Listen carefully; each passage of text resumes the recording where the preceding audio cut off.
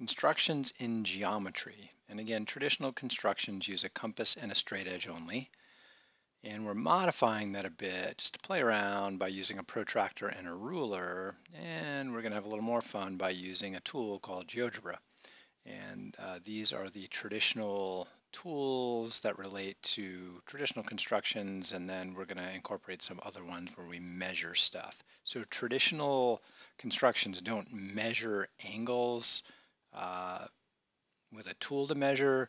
You kind of calculate them using reasoning and algebra kind of, and makes things way harder, which is okay. Sometimes hard things are good. What we're going to do here is we're going to draw a regular octagon. And so I just want to think about that regular octagon for a moment.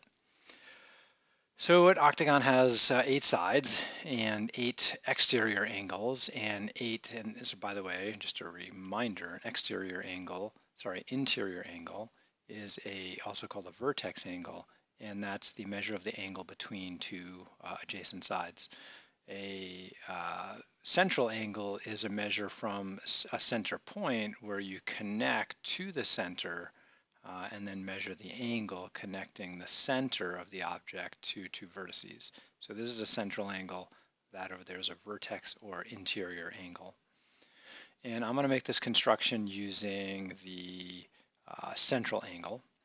And so that means I'm going to have 8 angles going around. So I need to figure out what is 360 divided by 8. I don't really need a calculator for that. So if I cut both of these in half, that's going to give me 180 over 4. And if I cut in half again, that's going to give me 90 over 2. Cutting in half again gives me 45 over 1. So each of these central angles is 45 degrees. And hopefully you've learned enough about the polygon angles to figure out for yourself what this angle is, that vertex angle, if you need it. But I'm going to work on the 45-degree angle. Cool thing about a 45-degree angle, it's half of a 90-degree angle, and you can construct a 90-degree angle relatively easily without a ruler and a protractor, but with just a compass and a straight edge. And then it turns out it's pretty easy to cut angles and sides in half with just a compass and a straight edge. Other fractions are much, much more difficult, if not impossible. So here, I wouldn't say impossible, but difficult. There are certain things that are impossible with a compass and a straight edge, but that's not part of this course. I like the geometry app, but I'm going to take a look at the classic app this time. So the classic app is kind of where GeoGebra started out. It's kind of a mix between a graphing calculator and a geometry program together. And you could just, type equations in here and have them graph, kind of like the GeoGebra graphing app, but you also have the geometry tools at the top. And each of these is actually multiple tools. So when you click the point menu here, you actually get a whole bunch of ways to do things with points. And if you click the line, you get a whole bunch of ways to do things with lines. And then here's parallel, perpendicular, tangential stuff, polygon stuff, circle stuff, ellipse stuff, angle stuff, reflections and rotations and translations, so transformation stuff, and then miscellaneous tools, and then the kind of move, zoom stuff here. So let's just play around with this.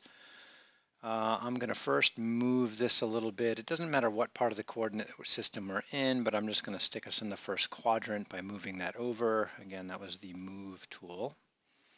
And the way I did this before was I started off with a circle when I did the Pentagon version with a center through a point.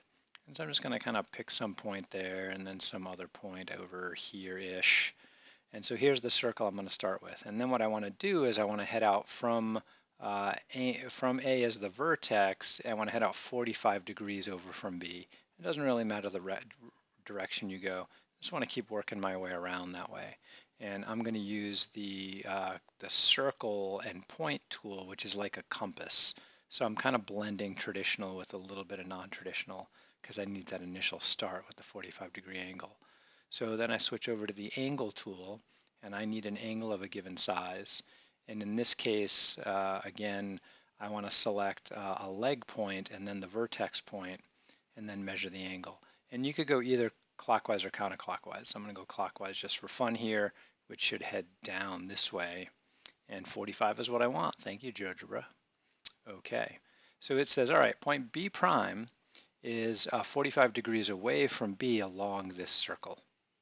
Cool.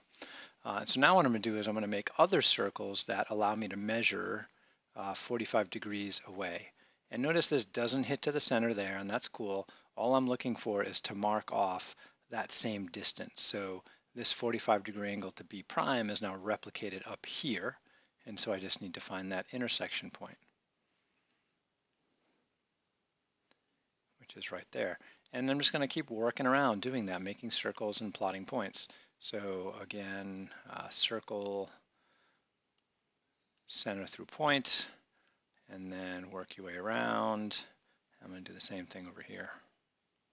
So I can kind of hit it from both ends. And then I have to find those intersection points. So switch back to intersect and mark it. Oops. And mark it.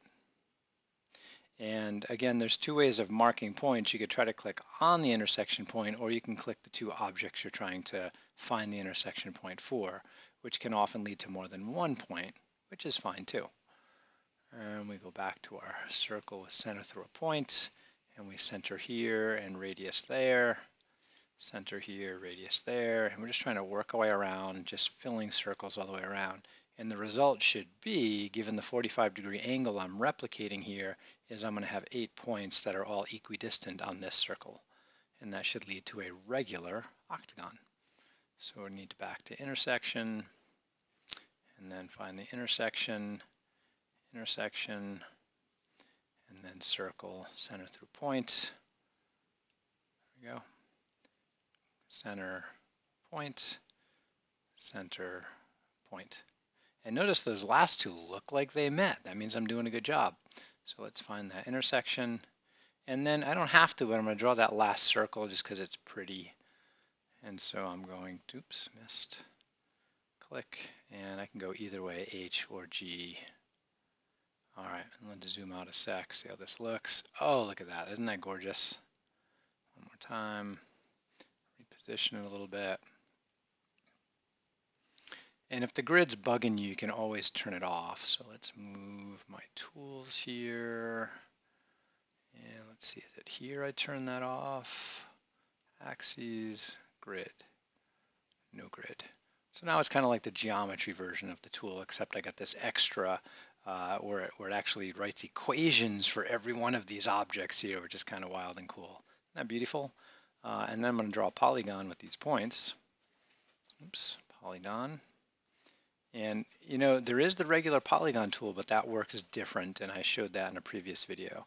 So I just want the polygon, not regular polygon, because I just want to make a polygon based on the points I've already created. The regular polygon tool, based on 2 points, creates a polygon with as many sides as you want.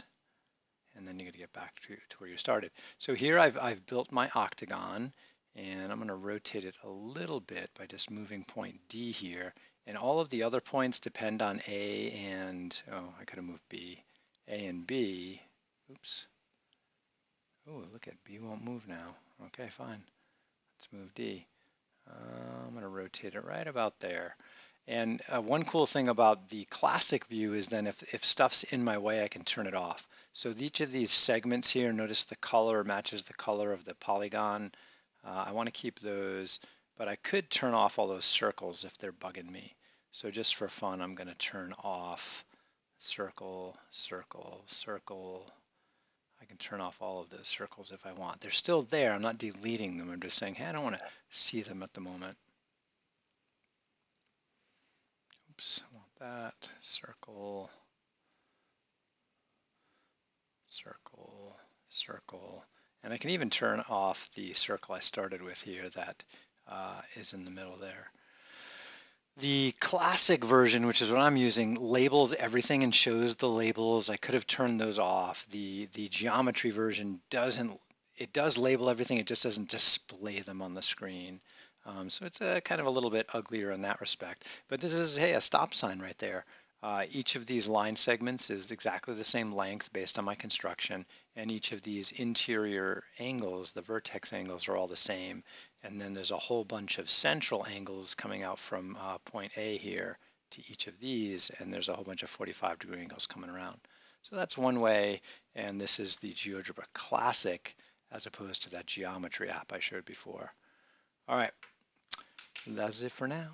Bye-bye.